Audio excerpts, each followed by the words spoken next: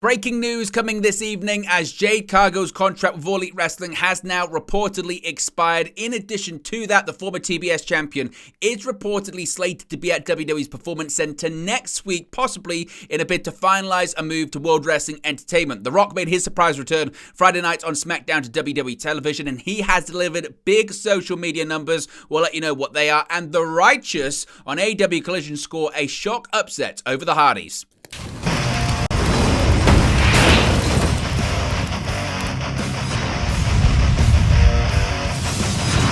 Hey guys, welcome back to Rest News 365. Hope everyone is doing very well. As always, there are plenty of news stories to get into in the world of professional wrestling, and the biggest story this evening regards Jade Cargill, her future with All Elite Wrestling, and possibly her future with World Wrestling Entertainment. And it is now being reported that Cargill's contract with All Elite Wrestling is believed to have now expired. In addition to that, she could be at the Performance Center as early as next week. A huge update has emerged on the status of former AEW TBS champion Jade Cargill following recent speculation about her next move in her professional wrestling career. Of course, it was previously reported by Fightful that former AEW TBS champion Jade Cargill was set to leave the company after competing at the recent tapings of Dynamite and Rampage this past Wednesday. Fightful had also previously reported that sources within WWE were of the belief that Cargill's contract could be structured in a way that she could sign with WWE imminently, and I guess by imminently they mean maybe as soon as next week, because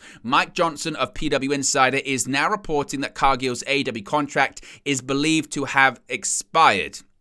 The report also stated that WWE sources have confirmed to PW Insider that Cargill is slated to be at the WWE Performance Center in Orlando this coming week. Once again, the report states that the contract between Jade Cargill and AEW is believed to have expired, and sources from WWE have confirmed to PW Insider that Cargill is slated to be at the Performance Center in Orlando next week. Of course, Cargill last wrestled at this past week's Rampage taping on Wednesday, unsuccessfully challenging for Chris Statlander's TBS Championship. While the bout was taped on September 13, it aired on September 15. Now, it was actually in addition to this report, Sean Ross Sapp of Fightful has posted on social media the following, saying, quote, "When I asked about Jade Cargill's contract status, it was heavily implied that it was up this past Friday. So the implication is that possibly her contract expired actually 48 hours ago on Friday, the date that her final match possibly of AEW on Rampage aired on television, hence why there was a desire to get her back last week at Collision and have this final match with Chris Statlander before Friday's Rampage, because they wanted her to do the favors on her way out of the company and have one final appearance, according to Sean Ross Sapp." Now, if you're not familiar with this story, it's been a huge story that's been gripping many people on social media and in the professional wrestling space over the last week. Of course, that is that Jade Cargill is finishing up with All Elite Wrestling, and this was a story first broken by Sean Ross Sapp of Fightful Select. As I mentioned, Jade Cargill made a surprising return at last week's episode of AEW Collision and quickly set up a match with Chris Statlander for the TBS Championship. Now, at the time, many were expecting this match to take place possibly at Wrestle Dream or possibly at the Grand Slam edition of Dynamite, something like that. But to the surprise of many, it was booked for Rampage. Now, obviously, Chris Statlander aired on television this past Friday, defeated Cargill clean in their rematch, and then immediately, once that was taped, once that happened on Wednesday, the rumor mill, easy for me to say, went into overdrive, and Sean Ross Sapp of Fightful Select reported that they were told at the time by AEW sources that the reason they booked the match so hastily and they put it on Rampage on Friday was because at that time, Jade Cargill was finishing up with AEW with the September 13 tapings in Cincinnati, possibly being her last appearance. Now, a few days removed from this, it definitely looks like it possibly and most likely will be her final appearance with the company, at least for the foreseeable future, as she now looks likely to go to WWE. Now, Fightful reported that they were told that the situation had kind of unfolded over the last 7 days or so, and that Cargill was brought back to Collision in order to wrap up her time with the company and put over Chris Statlander clean. Fightful reported this past Wednesday that they had spoken to sources within both AEW and WWE, and they believed at the time, and indeed Mike Johnson of PW Insider is confirming this today, that Jade Cargill is headed to WWE. Now, at the time, on Wednesday, Fightful did specify that they hadn't heard of an official offer being made, as is always the case, because technically at the time she was still under contract, so legally they possibly couldn't actually officially talk to her. But the fact that she's going to the Performance Center allegedly next week would imply that maybe there has been, at the very, very, very least, indirect communication. A follow-up was reported by Sean Ross Sapp a few days after his initial report, suggesting that Jade Cargill indeed was headed to WWE and leaving to AEW. Now, it's quite interesting about this as well, is that there had been discussion, according to Sean Ross Sapp of Fightful Select, about the nature of Jade Cargill's contract over the summer when she was taking this planned time off from the company after AEW Double or Nothing. Those that Fightful have spoken to within WWE were of the belief that her deal may be structured in a way that they could see her sign with the company imminently, which does look to be the case.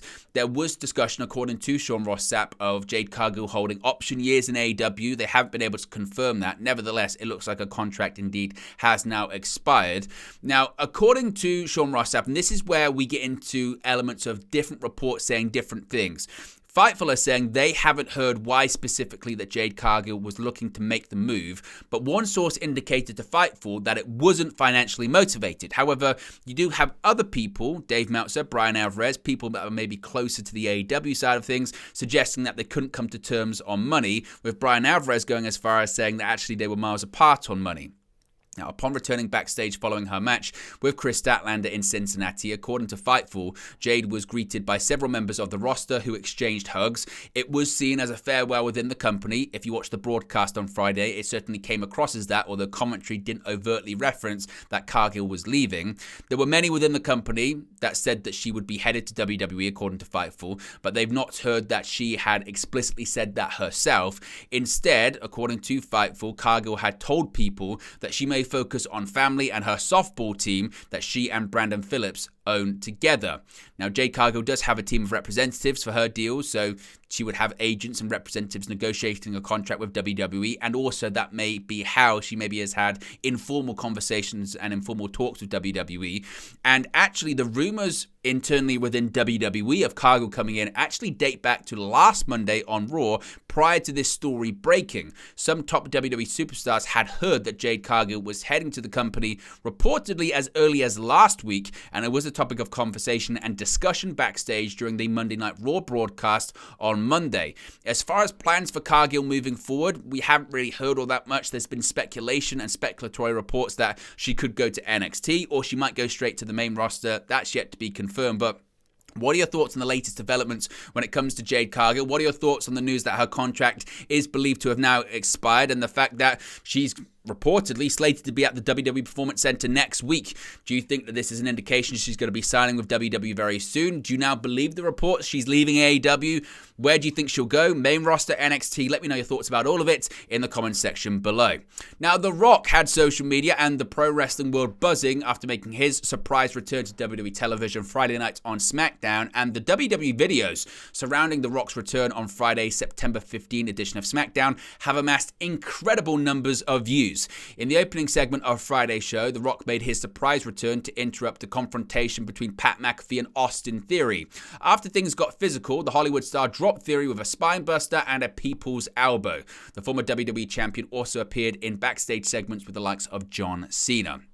The Rock, of course, received a huge ovation from the Denver, Colorado crowd when he made his entrance. The reaction was just as big online, though, with videos surrounding The Rock's return gaining millions of views. Per Sean Ross Sapp of Fightful, The Rock's return video amassed over 100 million views across all of WWE's social media channels in just one day. As of this recording, the full 13-minute segment has been watched over 3.5 million times on YouTube, with the backstage video of The Rock and John Cena earning 1.5 million views as well. The video of The Rock's entrance alone currently has 803,000 views on the platform. The most viewed non-Rock video from SmackDown on YouTube was the highlights of the segment in which Santos Escobar asked for a US title match, which has, in comparison, a measly 356,000 views. There's been a lot of speculation about whether or not WWE has considered moving the rumored Rock versus Roman Reigns match to the main event of WrestleMania 40 in April. Of course, this week he did reveal on the Pat McAfee show that at one one point, a Reigns versus Rock match was locked in for WrestleMania 39, but didn't happen for a variety of reasons. Now, a bit more of an update on the behind the scenes of his segment on Friday. According to Sean Ross Sapp of Fightful Select, for obvious reasons, The Rock's promo was not listed on internal rundowns or anything like that. And for those asking about sort of the heavy edits to The Rock's promo on Friday, it was because of the possible FCC violations as opposed to anything TVPG related. There is nothing connected to TVPG that actually prevents foul language. It's not enforced like MPAA for movies or anything like that, or ESRB for video games, but they were just weary of possible FCC violations as well. Now, a bit of an update when it comes to the botches on AEW Collision last night regarding the backstage promos for Keith Lee and also Ricky Starks and Big Bill. This has led to a lot of conversation. We did a video about it earlier today. Now, obviously, if you haven't seen it, after FTR's match, there was a backstage interview of Keith Lee. He was confronted in the segment as well. And prior to actually anyone talking, there was a producer that said, take 22, and counted Lexi Nair down prior to the interview, and then we saw everything else unfold. Now, something similar did happen later on in the evening involving Ricky Starks and Big Bill, so some people pointed out maybe all of it was planned. However, that's not the case. According to Sean Ross Sapp of Fightful Select, a spot at the beginning of the Keith Lee promo on Collision made air that was supposed to be trimmed. A marker made it. And the reference to it later on in the broadcast by Big Bill and Ricky Starks, according to Fightful Select, was used to cover up the production snafu, i.e. it was trying to suggest that it was planned, but the Keith Lee one wasn't planned. It was a production botch. It has been now confirmed by Sean Ross Sapp. So what are your thoughts on that? That it wasn't planned, it was a botch, and actually they just tried to cover it up later on in the broadcast. Let me know your thoughts about that as well. Finally, speaking of AEW Collision, the Righteous picking up a massive victory, maybe one of the biggest of their career. There were a lot of demands for title matches during this week's episode of AEW Collision. One demand came right after an upset victory. Ring of Honor stars Vincent and Dutch, known as The Righteous, had defeated tag team legends Jeff and Matt Hardy. Post-match, Vincent demanded a match against the current Ring of Honor tag team champions Adam Cole and AEW World Champion MJF sometime in the near future. Neither Dutch nor Vincent have held the Ring of Honor tag team titles, but they have held the Ring of Honor six-man tag team titles in 2022. In total, Vincent is a four-time Ring of Honor six-man tag team champion. Cole and MJF became the Ring of Honor tag team champions at AEW All In at Wembley Stadium in London, England. The two had defeated Aussie Open's Kyle Fletcher and Mark Davis to become the new champions. A week later, they would successfully defend the titles against the Dark Order's Alex Reynolds and John Silver at the All Out pay-per-view in Chicago.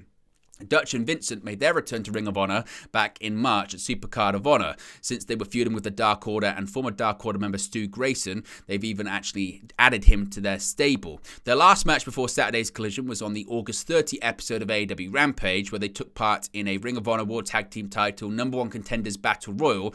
The Hardys were also in that Battle Royal, and it actually was the Righteous who eliminated them from the match. Of course, it was Reynolds and Silver who would win the Battle Royal and go on to AEW All Out, though. Ultimately, though, they were not successful in capturing the Ring of Honor tag team titles. So what are your thoughts on the Righteous defeating the Hardys, and what do you think the future is for the Hardys in AEW or Ring of Honor, for what it's worth? But there you go, guys. This is the latest pro wrestling news for you. Be sure to smash a like on the like button. Be sure to subscribe, bottom right hand corner. As always, let me know your thoughts in the comment section below, and I'll speak to you again very, very soon.